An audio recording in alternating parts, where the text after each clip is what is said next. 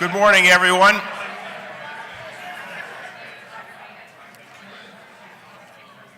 I apologize for breaking up the networking. One of these days, we're going to host a Rising Star breakfast, put a topic up, and never start the program, just to see if that helps with everyone.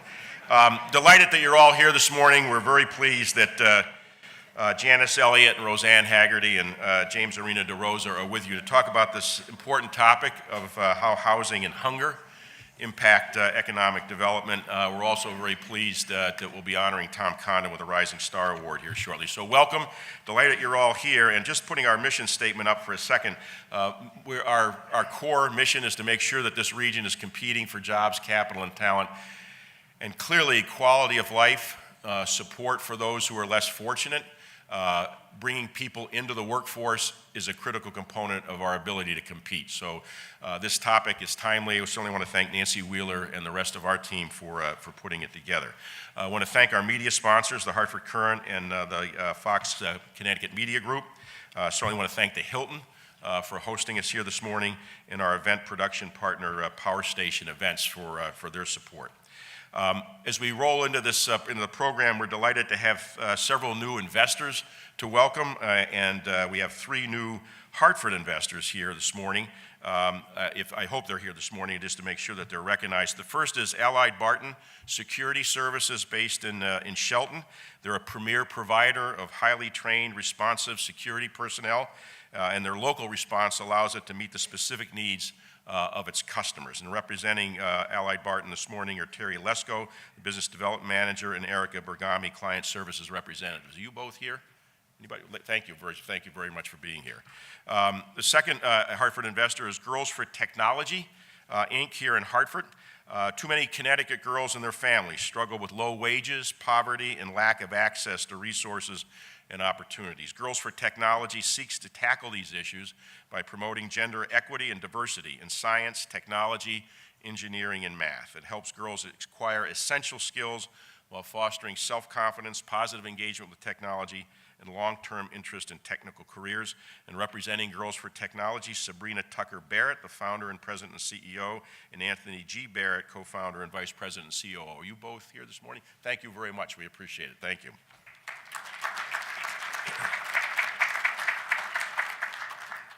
And then our third Hartford investor is Hartford Flavor here in Hartford. It's the first distillery in Hartford in 40 years. That probably goes back almost to Prohibition. And their first product line is Wild Moon Liqueurs, a series of all-natural, GMO-free, gluten-free, award-winning botanical liqueurs that have been distributed to 300 Connecticut establishments since its launch in April of last year. And I always knew if I just figured out gluten-free years ago, I would have been a lot better off on this. Representing Hartford Flavors is Liana Dubé, Liana Dubé, who's a Createx and Infusionary. That's a great title. I wish I had that myself. And Tom Dubé, CEO and Wildlife Manager. You both here this morning? All right.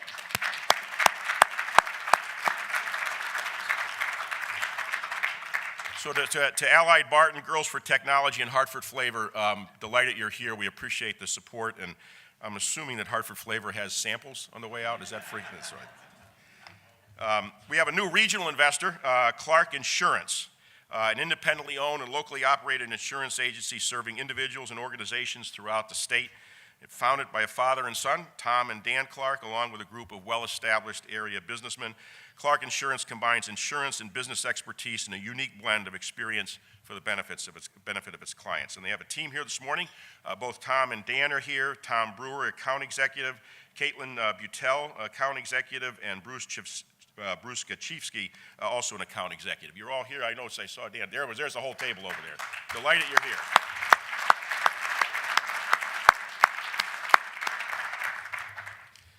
And they probably have D&O insurance for Hartford Flavors, so make sure you guys take a look at them.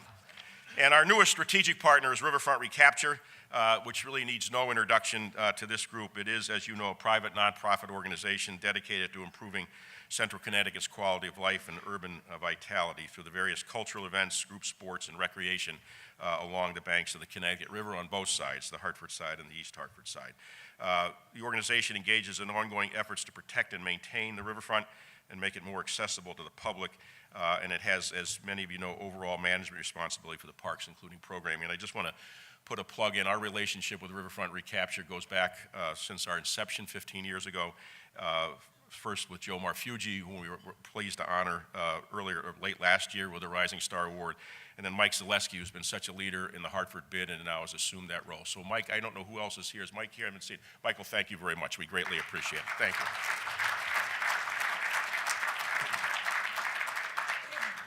I just want a couple of quick other things before we bring Tom up, just to make sure that those of you who are interested in legislative matters, it is an interesting time, to say the least, at the state capitol. I would encourage you to go to our website on the public policy component, where the letter that we sent along with 7 other metro chambers and CBIA to the governor and the legislature earlier on February 1st, an op-ed piece that we did yesterday that summarized, or the other day in the HBJ, that we summarized the key points in that. Things like some very important constitutional amendments that are floating through the legislature right now, both on the transportation funding lockbox concept that the governor's championed, and then trying to get some appropriate definitions around a spending cap amendment that was so critical to the imposition of the personal income tax. And would encourage you to take a look at that. We'd be delighted, Patrick McGloin and the rest of us would be delighted to answer any questions. Your advocacy at the Capitol on not only your own issues, but having a more pro-job environment is absolutely fundamental. It's one thing for those of us who've got lobbying responsibilities to be up there. It's a whole different situation when you contact your senator or representative on a personal basis, email, telephone call, or otherwise. To that end, we encourage you to take a look at next Wednesday, March 9th, Connecticut Business Day up at the Capitol, and we'll be sending out an encouraging note to those of you who are around and can be up there to demonstrate your support for an environment that focuses on one that will generate the kind of taxes that we need to support a number of the programs that we'll hear about in a little more detail this morning. Also want to put a plug in for our annual celebration on April 19th over at the Bushnell. It's our 15th anniversary, and we look forward to seeing many of you there.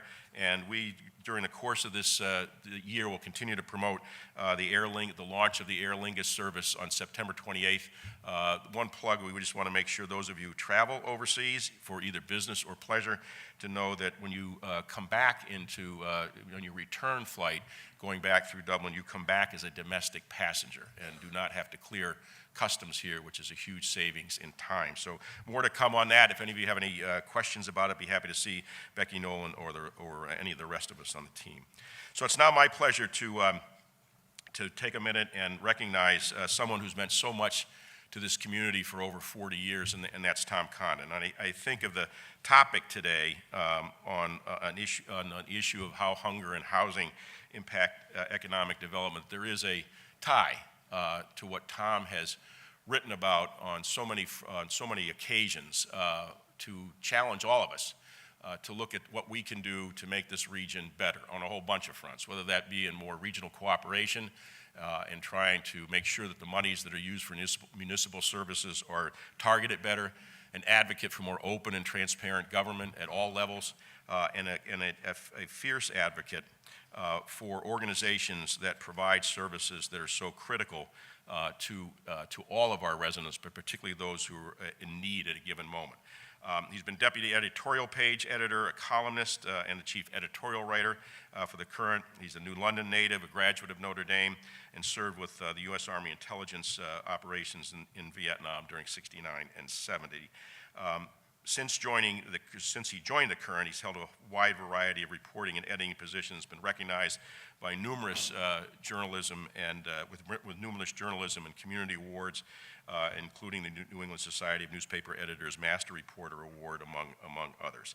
He's been a co-author with his wife on a number of books, but most importantly, he's been a friend to all of us in this room and to so many others who've worked and resided in this region over the past 40 years. So with that, Tom, if you could just come up here for a minute, I'd like to present this to you personally. He moves his...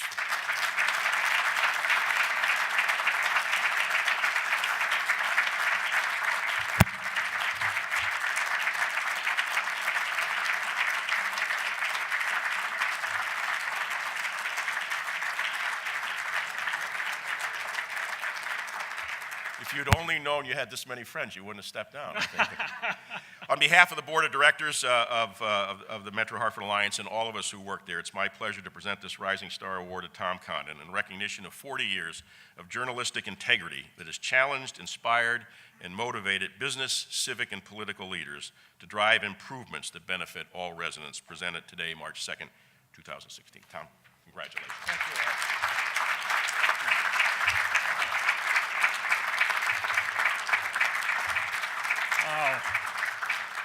God, thank you so much. I'm not sure that Rising Star is exactly appropriate in my case, but it is nice to think so. I'm really lucky to have had such a long run at the Courant. I'm just hooked in by Hartford and so many fabulous stories in this wacky town. But two quick reflections about my career. One, the technology changed beyond all imagination, but the people did not. When I came along, it was the end of the Industrial Revolution. I mean, the paper was produced with heavy machinery, linotype, stereotype. There was the clickety cacophony of typewriters and teletypes. By 4 in the afternoon, a purplish gray cloud of cigarette smoke hung over the newsroom. Well, that era, the era of pneumatic tubes and X-Acto knives and lead type, kind of an ocean nightmare, will never come again in some respects, thankfully. But the people who worked with them are not dissimilar to their younger descendants of the digital era. The profession still draws people who are smart, curious, skeptical, funny, ADD afflicted. People who have to be journalists, and I mean, for all I know, they'll be doing it on a watch or a pair of glasses, but they will be doing journalism. My second point: one day in the early '90s, you may recall, City Hall was in some turmoil at the time, and the Courant was nailing one scandal after another. And a Hartford police officer called me and said, "I just want to tell you this. The Hartford Courant is saving this city." Now, may have been a slight exaggeration, but it stayed with me over the years because it makes the point that the Courant is important to this community. Now, things have changed. I mean, we may remember the time when the Courant was said to have 3 presses, 2 to print the paper and 1 to print the money. Those days are over.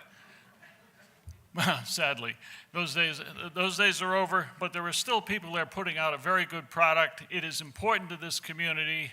I hope you recognize that, and I hope you will continue to support it. Thank you.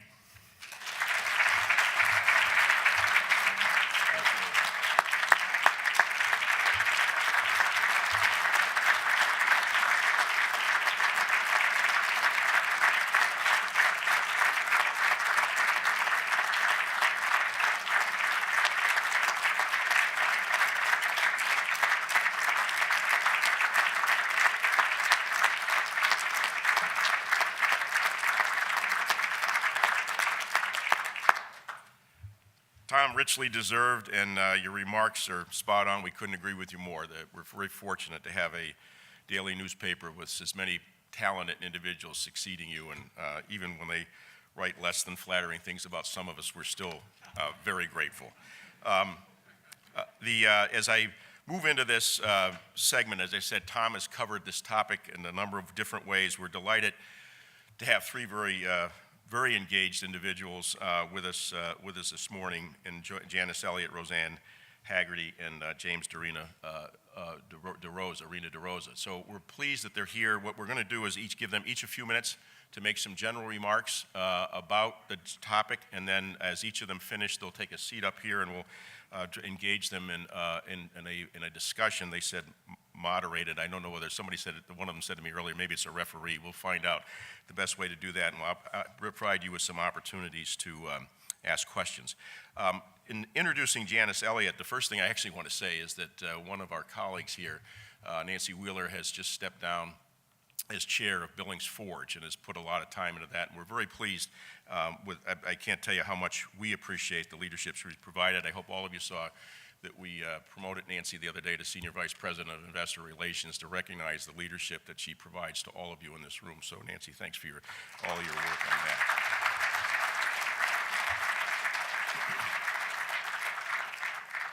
So we'll kick this off with Janice, who's the Executive Director of Melville Charitable Trust, and I think all of you know how important they are to this city. She's had 25 years of experience in creating solutions to prevent and end homelessness by advocating for systems change and creating supportive, affordable housing.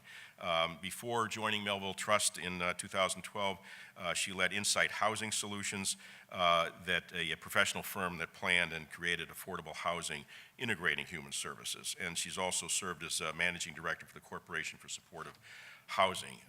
She's coordinated unprecedented collaboration between philanthropy and the state's housing, behavioral health, human service, child welfare, and workforce agencies to fund the creation of over 1,500 units of supporting and mixed housing. And we're very delighted to have her here to kick off this program with her remarks, and then I'll introduce Rosanne and James. So Janice, come on up. We're delighted to have you here this morning.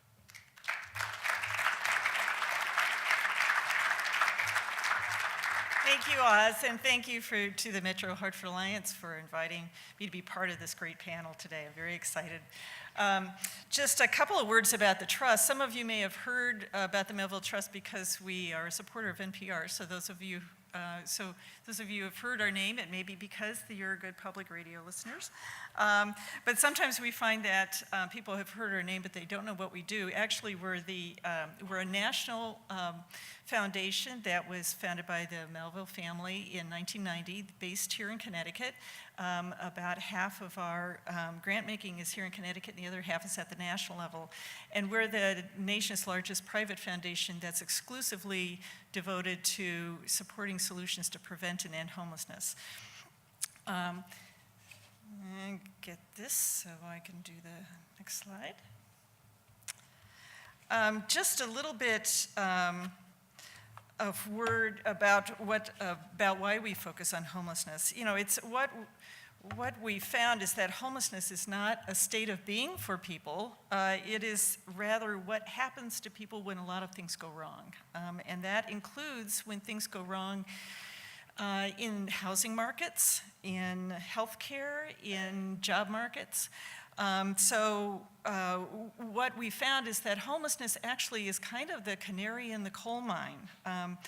It's a signal that we need to pay attention to things that are impacting our communities, that some things are not working, and things that impact the economic health of our communities. So that's why we at the Trust focus on addressing the root causes of homelessness. And the drivers of homelessness are oftentimes problems in the areas of housing, health and support, and income. And so that is where we focused our efforts. So much of the work that we do is focused on housing-centered solutions that also look at those issues of health, support, and employment and income. One of the ways that we approach our work is by investing in community.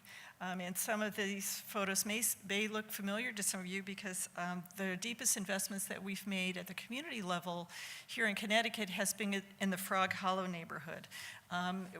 Back in 2003, when the Trust first started getting involved in Frog Hollow, they were finding that the neighborhood was one that, while it's just steps away from the Capitol, has some of the highest poverty rates in the city. About 60% of the children living in the neighborhood are living in poverty.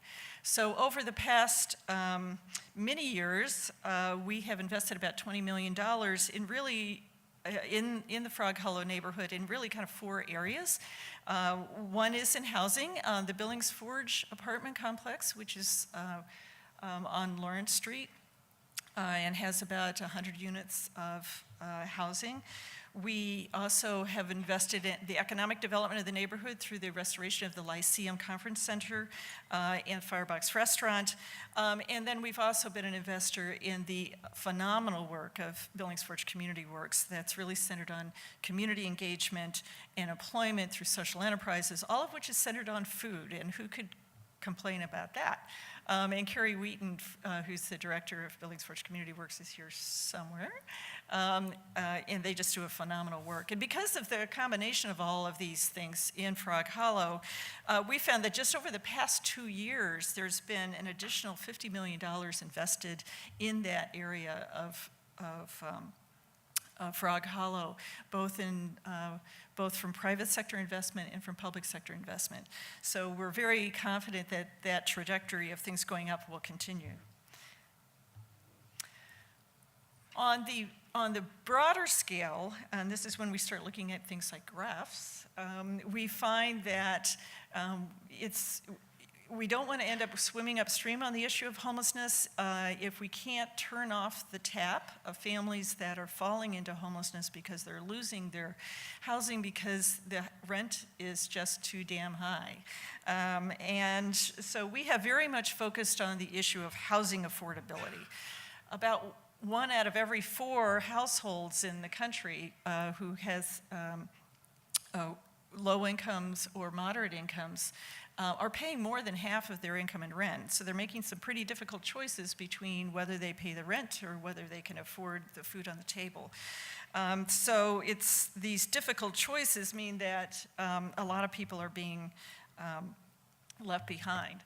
So the other place that we really focus a lot of our attention is in investing in change, and that is supporting advocacy and policy efforts at both the state levels and the national levels to really focus on the drivers of homelessness, including housing affordability. And so there's really 2 campaigns that we've invested quite a bit in Connecticut that are coordinated by the Partnership for Strong Communities, but that involve hundreds of individuals and organizations, both from the nonprofit and the private sector, as well as the public sector involvement. One is Reaching Home, which is a statewide campaign to end homelessness in Connecticut that has made some amazing progress. Just 2 weeks ago, the governor announced that Connecticut had functionally ended homelessness among veterans in the state, which is pretty phenomenal, and that we're making tremendous progress in approaching an end to homelessness for people who are the most vulnerable, people who have experienced homelessness the longest in our state, people who are sleeping on the streets, and that's people experiencing chronic homelessness. So we're very excited about the progress that's being made. And then Home Connecticut is a statewide campaign to increase the stock of affordable housing statewide through really offering a package of incentives to local communities to create mixed income and affordable housing. And about 50 towns so far have signed up to be part of Home Connecticut. And then at the national level, we are actually on the cusp of launching a national collaborative with other national foundations directly aimed at this issue of housing affordability. So we're excited about the opportunities to really make some big impacts in this area, and I'm going to now turn it over to our colleagues who have also done incredible work in this area. Thanks, Janice. Thanks very much.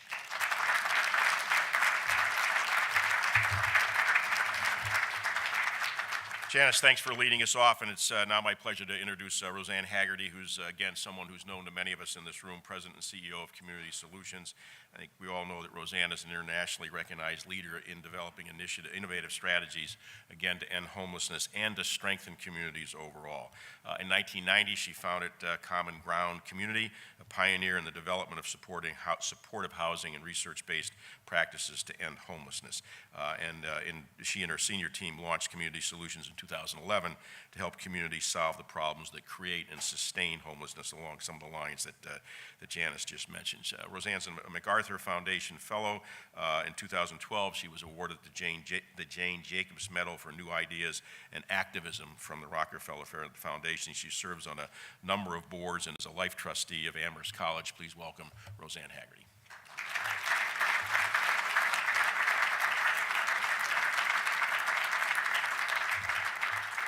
Well, thank you so much, Oz, for inviting me to be part of this great morning's program, and such an honor to be anywhere with Tom Condon and Janice and James. And building nicely on Janice's remarks, as you heard from Oz, our work has been moving from building housing like what are the causes and the large-scale solutions to homelessness. And interestingly, I guess personally, having spent the first 25 years of my life out of college working on homelessness, I kind of came to the realization with my senior colleagues that maybe homelessness was a symptom and it wasn't the problem itself. And that the problem that we really needed to work on if we wanted to have an end game for homelessness was the fact that the services and the basic environment of our communities, our healthcare systems, were so fragmented that the most vulnerable among us just could not put the pieces together anymore, that we have sort of badly designed community and health and social welfare systems that would always leave the most vulnerable among us chasing our tails. And in conjunction with the theme of this morning's breakfast, that has huge costs, not just in terms of human lives that are, people are suffering unnecessarily, but and a lot of waste of public effort and resources, and a lot of lost contribution on the part of people who spend their days trying to stay housed rather than participating in the economy of our communities. So I'll show you how we sort of have reframed the issue of homelessness in a way that bridges everything that James works on, that Janice works on, and that is really quite central, I think, to the way our communities are functioning now, but could function very differently in the future. So we essentially grasp that homelessness is, first and foremost, an example of a complex systems problem. And the markers of these types of problems, and we can name that issue that frustrates us. There are multiple actors. There are a lot of people who have a different part of the action. There are regularly poor outcomes. We've kind of gotten accustomed to just like it's terrible, but we seem not to be able to make progress. The person trying to resolve the problem, this gets a homeless person or someone facing eviction or hungry, there are programs set up to address these issues, but typically the person with the problem is waiting in a line or is on hold or has to go 3 places to get a single problem resolved. So a very poor user experience. The public costs are high. You see these economic models, and Janice can speak to this, and I'm sure James will too. We're spending more and more and getting kind of less and less satisfactory outcomes. And there's an insight I think we'd all share that it makes no sense, for instance, to just send people to the emergency room over and over again instead of a primary care clinic. Or it makes no sense to be spending a fortune on emergency housing when we should just find out why people are struggling to hang on to the housing they have. And so these cost imbalances are part of it. And the changing information is another feature of these complex problems. It's really hard to get a full picture because people believe, that story about the elephant. It depends on where you touch it, what reality is about. And so my team and I spent a number of years just sort of hanging out with new people who weren't working in homelessness and housing per se, but were working in quality improvement in manufacturing, working in design thinking in terms of new product design, working in behavioral economics, about how you actually take all of these moving parts and these new kind of problems that I think have grown up with a changing society. And we've increasingly seen that there is a lot to be excited about in taking new ways of thinking and new ways of problem solving and applying them to complex problems like homelessness. And so, So these are some of the starting point features that we are bringing to homelessness and to our work in 2 neighborhoods that are examples of, I think, one of the greatest challenges facing the country, which is these clusters of persistent poverty. And we think the nature of these problems is similar.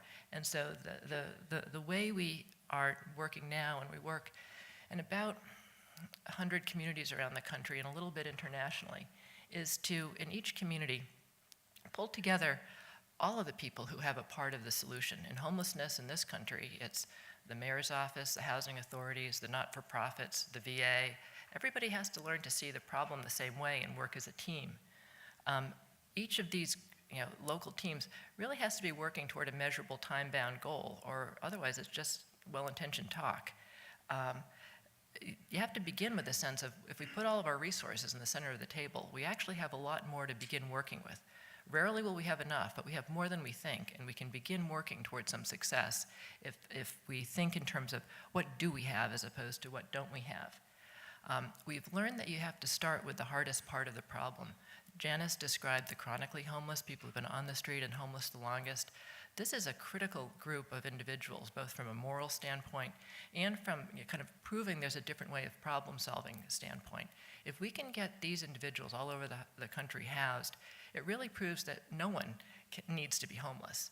These are the folks who, a lot of communities have just written off because they think, oh, they've been homeless so long, but in fact, it's more of a reflection of the broken health and housing systems we have than those individuals' ability to be part of our communities again.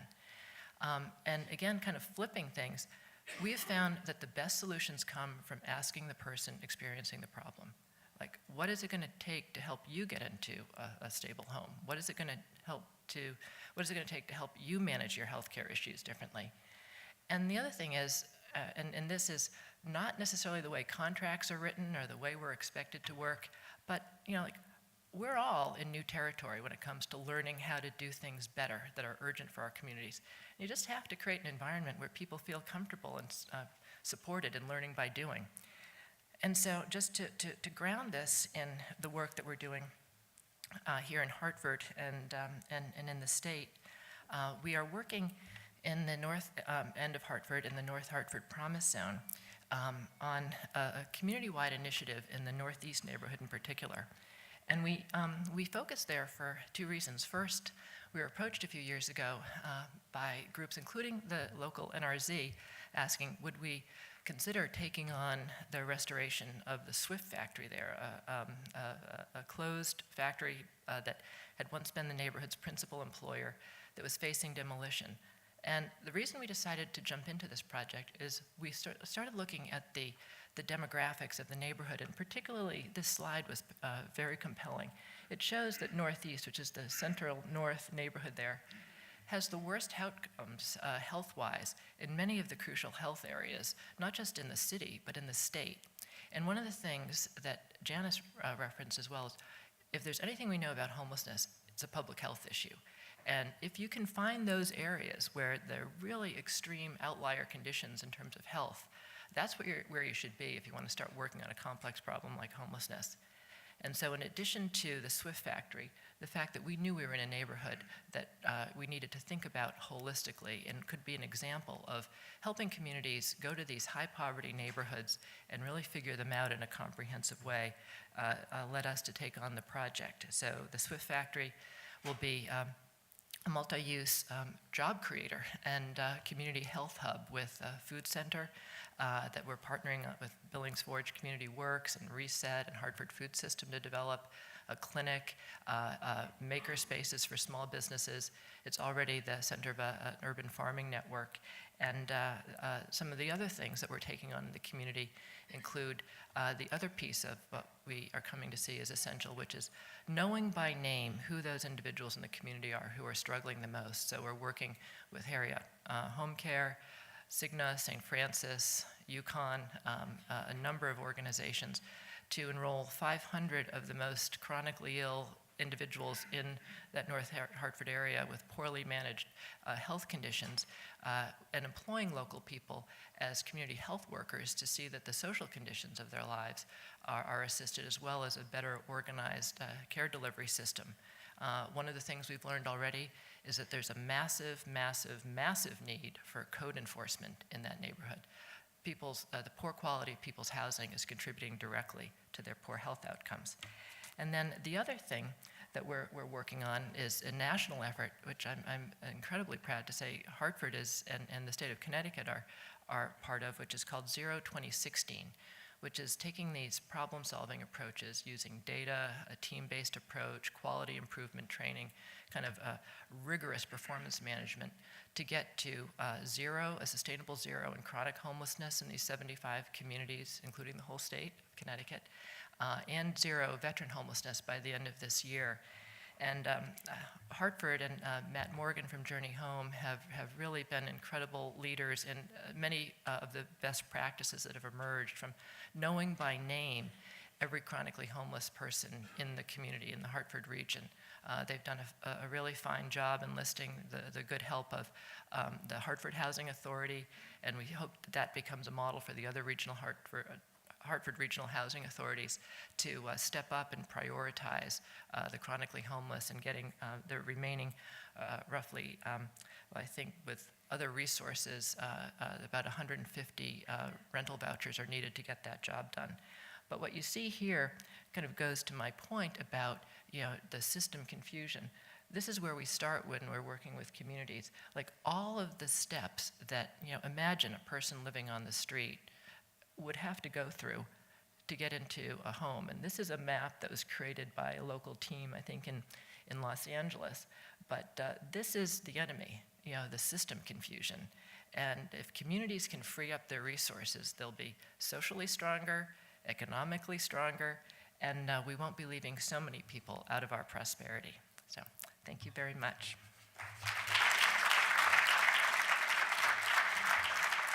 Rosanne, thank you.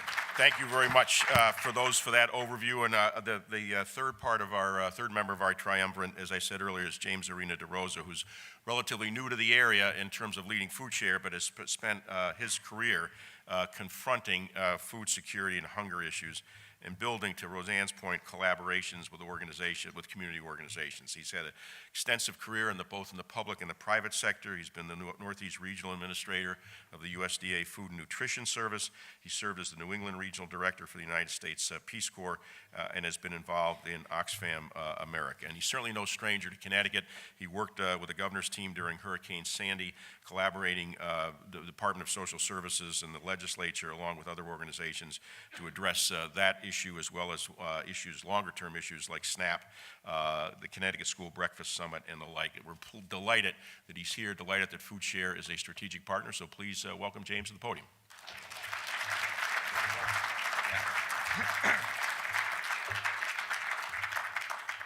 Well, thank you, Oz, and thank you to the Alliance, and really to all of you for the warm welcome.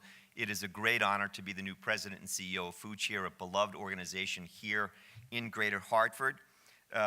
And so many of you in this room support us, so I appreciate that for all your support over the years. Foodshare, as you know, is the food bank for Greater Hartford. We work with over 300 partner communities to get to the 137,000 people that are chronically malnourished or suffer from food security in this region. We have some challenges here in Greater Hartford. According to some, we are the poorest capital city in the country. I believe, however, we are rich in diversity and intellectual talent, and we can do better. And I'm really pleased with the topic about looking at the business case for solving hunger and homelessness. After 30 years, Foodshare's been at this. We haven't moved the needle. We've done some great things, and we're talking with our strategic planning group about what changes we need to make. And I'm going to talk about those three main areas that we focus on. One of them is we have to advocate for system changes. School breakfast is one of the most important meals of the day. Connecticut, sadly, is one of the worst in the country for participation in school breakfast. I was thinking back at one of my times at USDA. A couple years ago, we had a lot of snow, and I was with a bunch of kids sitting around a school table and lunch table, and I said, "What do you guys do on all your snow days?" They were all excited. My mom made hot chocolate. We went sledding. I played video games. And one little boy at the end of the table was being kind of quiet, and as a former Little League coach, tried to get everybody involved. And I said, "Well, what did you do on your snow days?" And he looked at me, and then he looked down. He said, "Well, I really don't like snow days because I don't get to eat anything on those days." Imagine a country where kids don't look forward to snow days. We used to listen for the whistles. Or kids that don't look forward to summer vacation or don't look forward to vacation because they're not going to have enough food to eat. But it is America's shame that 20% of the kids in this country don't have enough food to eat every single day. And here in Connecticut, I just want to give one example of a system change. Hartford's doing a little better, but still, the city of Hartford leaves $1 million on the table every single year from a program I used to run, School Breakfast, and we can do better. And I know we have a new mayor and a new superintendent, so I want to work with them, and they're open to it. 1 out of 2 kids that are eligible for school breakfast don't get that every single day here in Hartford, where other cities around the state do 80, 90%. And that money's there. We're not talking about new taxes. Food insecurity certainly has an impact on the economy. billions of dollars in healthcare costs because of poor nutrition. I mean, you talk about obesity, bad nutrition. I mean, it's all sectors, not just poor people, rich people as well. As you talk to anybody here in business, what's one of your exploding costs? It's healthcare, and that relates back to nutrition and health. So we're also talking about the importance of nourishing our neighbors. We now access millions of pounds of fresh produce from the great support we get from local retailers. 75% of the food that we get to our community organizations is now fresh and healthy food, and that's making a big difference. We're also working to eliminate food waste, and we're working with our great colleagues at UConn, also St. Joe's and others, because we want to get better at what we're doing around health and nutrition. It's such a central part of our work. But we need business as an ally. Certainly we need your money, but we need your support, we need your ideas, we need your innovation. If we're going to get at these problems, we have to work together. So we're also talking about the importance of inspiring collective action. How can government and the nonprofit world, as well as the business community, work together? We have to break down the silos. I mean, having been in government, we send people to 10 and 15 different places when they need help. We do the same thing in the nonprofit world. So why is it that we're not connecting at the community level, all these clients that come into our partner agencies, to the housing needs that they have through some of the work that Rosanne and others are doing? We need to be doing a better job with that. And we may not be the ones that will do financial literacy or that will do the support for access to health care, but we can connect those clients to the resources that they need. And I think there's great potential for us to work together, and we have done it before. 5 years ago, I testified in Connecticut about how SNAP, it was another one of the worst in the country for SNAP participation, but over $100 million was being left on the table every single year. Again, not new taxes. This is money that was there. And through the collective acts of Governor Malloy and Commissioner Bremby, who have done an outstanding job, along with End Hunger Connecticut, the food industry, people in business, our own organization, Foodshare, and others, together we changed that. And so now over $150 million every year comes into the Connecticut economy, into the pockets of people being spent directly every single day. That's a huge change. That's a real big win for all of us. And I still remember Brian Becker, some great people at the legislature. I testified for like 3 hours. Very first question, say, can you go back to the beginning? How much money are we leaving on the table? And that's what's happening in so many, there's all these great programs. And I'm not saying we shouldn't innovate and think of new things, but sometimes it's just taking advantage of what is already there, and we need to do a better job of that as well. But I think the theme you heard from all of us is that we need to think about how we can work together. These are people that are facing problems in a number of areas, and we should be collaborating as much as we can. And I believe that we should do this not only because it's going to save us money and help us with health care costs, but we should be doing it because it is the right thing to do. We live in a great region. We live in a great country. And here in New England, that birthed John Winthrop and the city on the hill, and everybody always quotes how we're going to project strength to the world. But if you know the language of that document, it also talks about that we as a community are going to take care of each other. And from that, we will get our strength and our honor and our pride in who we are in a community. So thank you very much. I look forward to working with all of you in the months and years ahead.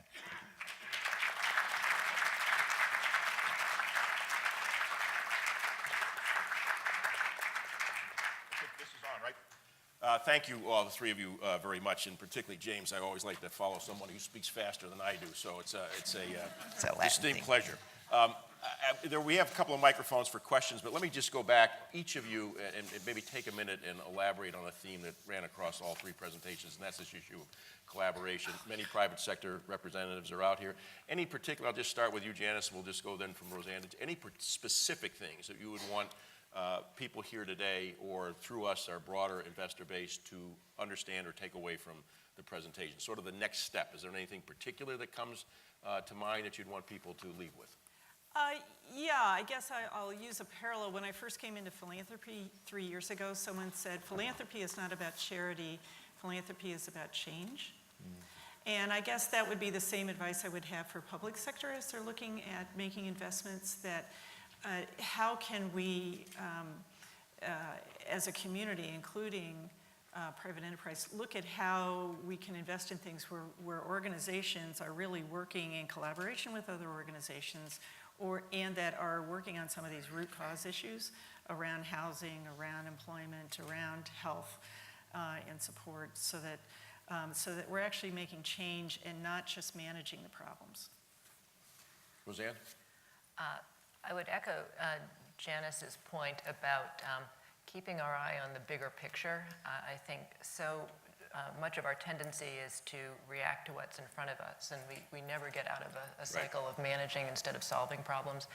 We're seeing that these big, complicated problems are solvable, but they require kind of a discipline and a longer-term focus, and they require, I think, something beyond the intention to collaborate. They require, I think, new training and tools to enable collaboration, and one of the key tools that we're seeing is data. That's the glue, and person-specific data, neighborhood-specific data. And I think that the Metro Hartford Alliance is in quite an amazing position to sort of be the champion of, like, where are things failing? Where are things not being optimized? Because that really is around a failure of collaboration, typically. James? And 20 years ago, advocacy was a dirty word in the international world of development, and I think it's finally changing more recently now around domestic issues. And Janice and I did not compare notes, but we're going to come visit you. Advocate for system changes is one of our big new areas, but it's really important, and I agree with Rosanne as well. You have to also live it and make sure you make it happen, and it takes hard work, but it's certainly worth doing.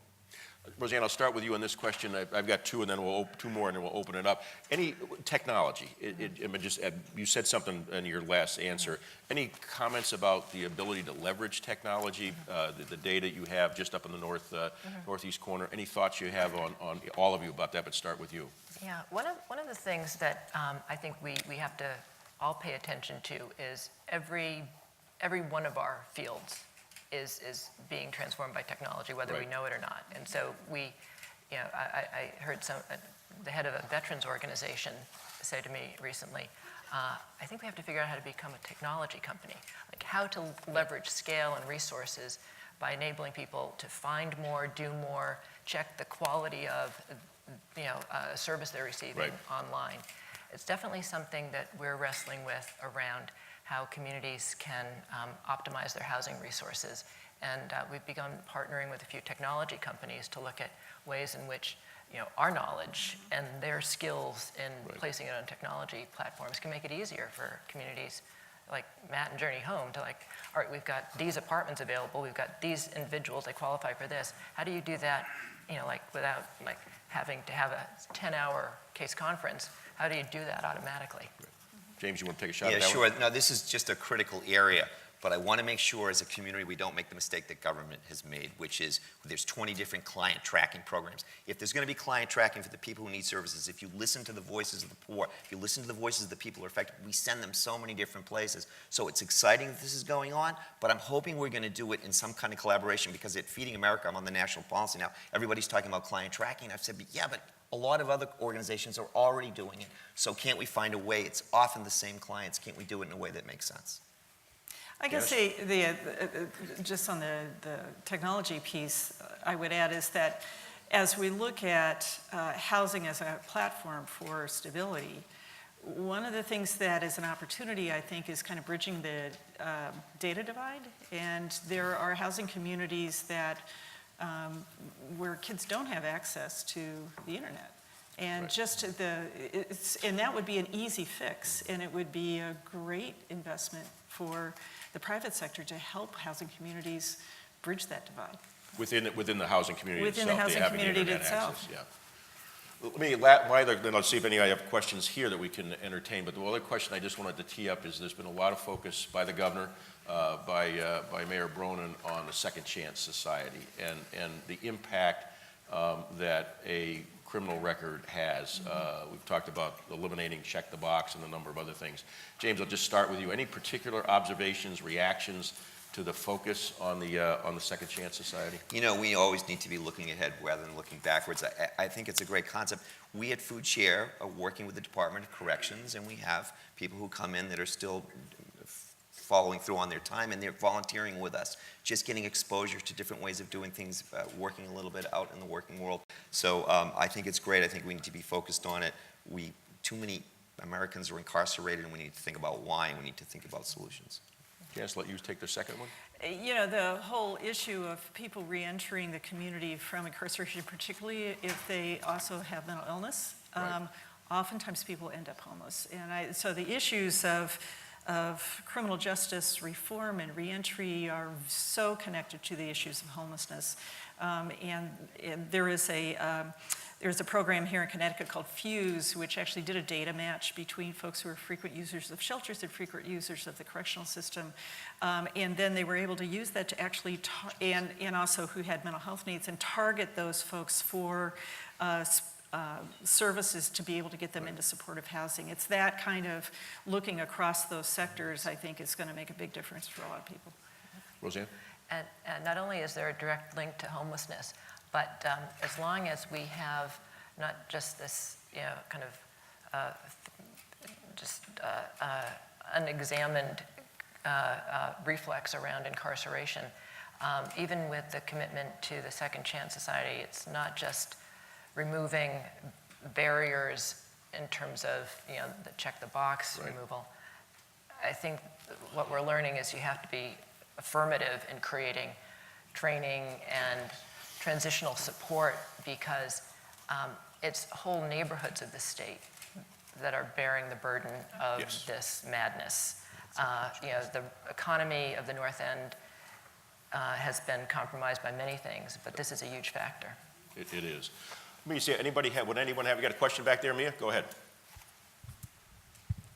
James, I found that story to be rather poignant about the little boy that couldn't enjoy a snow day because he didn't get to eat.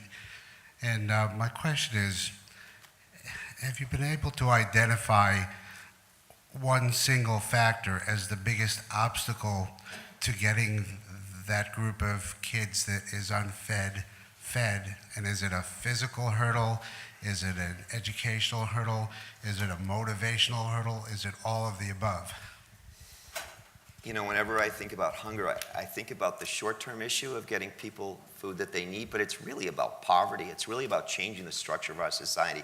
I know there's debates about wage equity, but if we can all just agree that if somebody's working full-time, they should be able to provide food, shelter, and health for their family, right?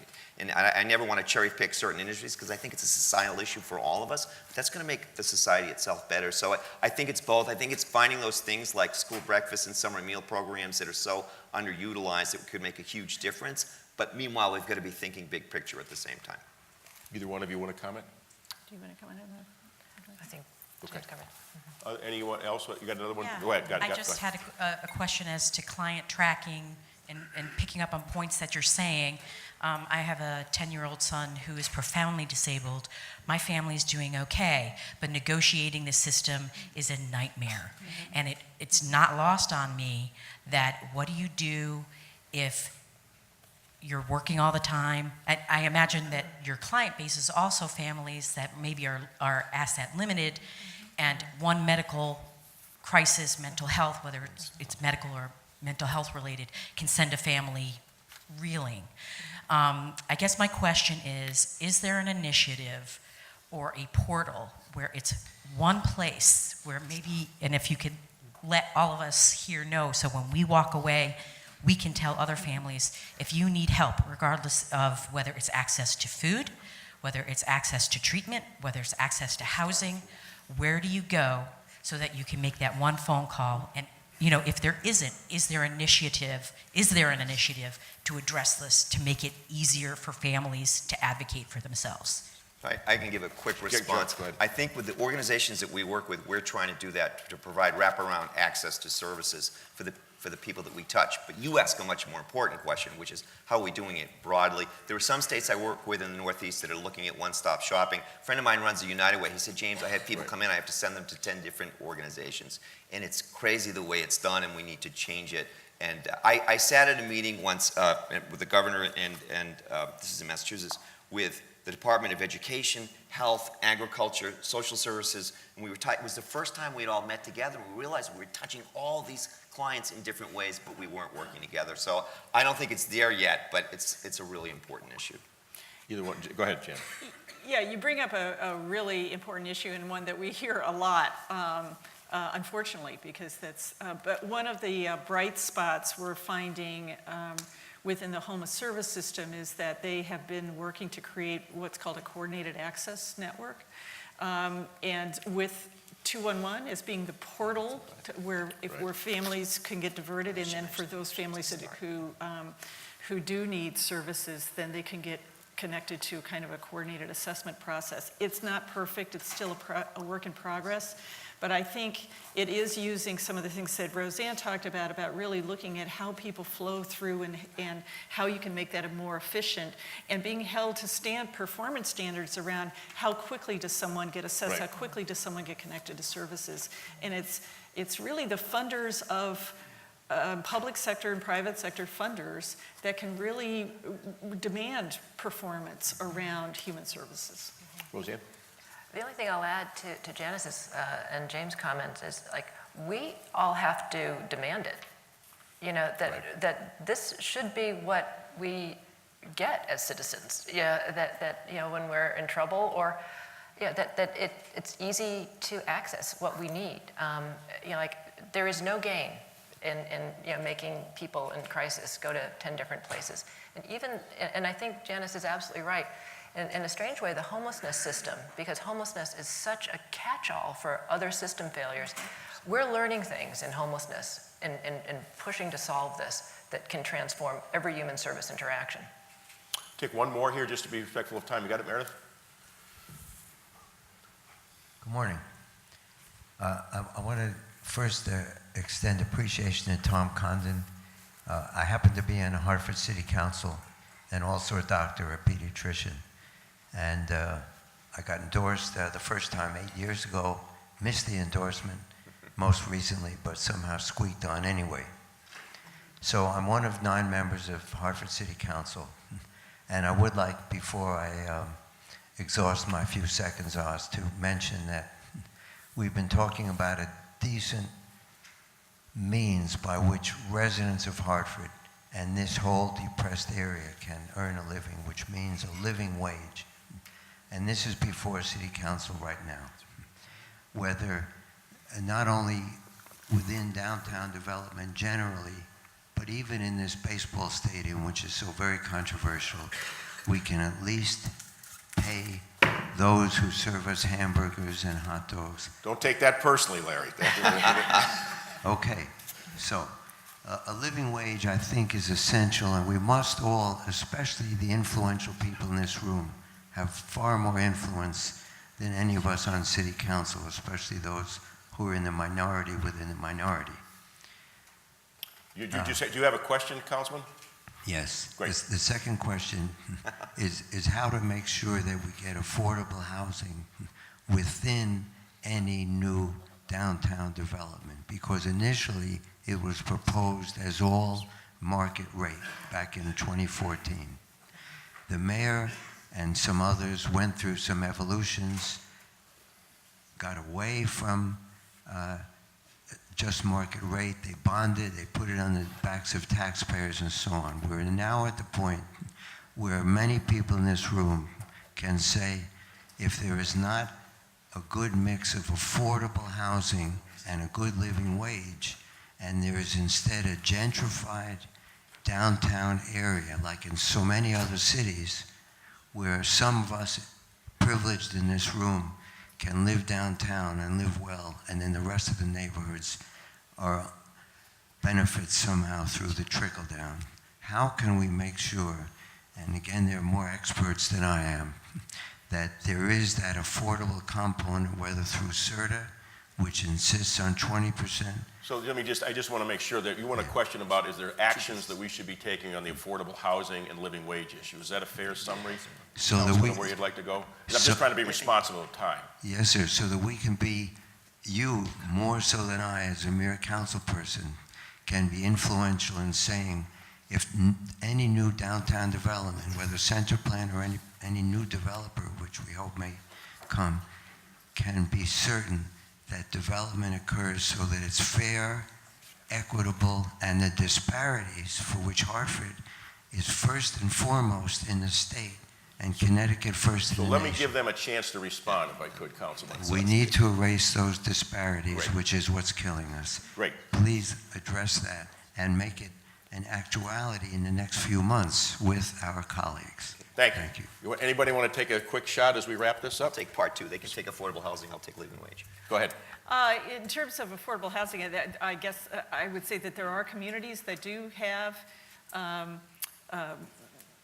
provisions in place that basically require developers to set aside certain number of or percentage of units for people at different income levels. Some communities have done that by offering incentives, such as the Housing Authority providing rental subsidies to make it feasible for developers to do those kind of set-asides. So there are organizations that I'm happy to put you in touch with that have information on these kinds of programs. Rosanne, any comment? No, Janice covered it. Great. James? Every recession and depression in the history of America, what have we always said? We've said if only people had jobs, then they would be fine. That is not happening this time. This is a huge problem for our country. And I just wanted to add that we have pantries now that have shifted to nighttime services, and they've tripled the number of people coming in. Why? Because the people who need food are working during the day. Yeah, I appreciate the challenge. And one thing, I just want to come back to something that each of our speakers said this in their remarks and in this conversation. This notion of collaboration between private and public sector, I think, is absolutely fundamental. It's one, I think, of the letter I referenced earlier, the group of us sent to the governor and the legislature. It is, I think, the single most important theme that we can echo. There's a tremendous amount of talent and ideas and energy in the private sector as there is in the private sector, and the more there can be cross-fertilization, that's the secret to the state of 3.6 million people competing against cities that are even the cities by themselves that are larger than we are. So this whole notion of finding ways to break the silos down and address whether they be broad economic issues of just greater jobs overall, or particularly dealing with those who are less fortunate at a given point in time is absolutely critical. So please thank our three panelists here this morning. We greatly appreciate it. Thanks, guys.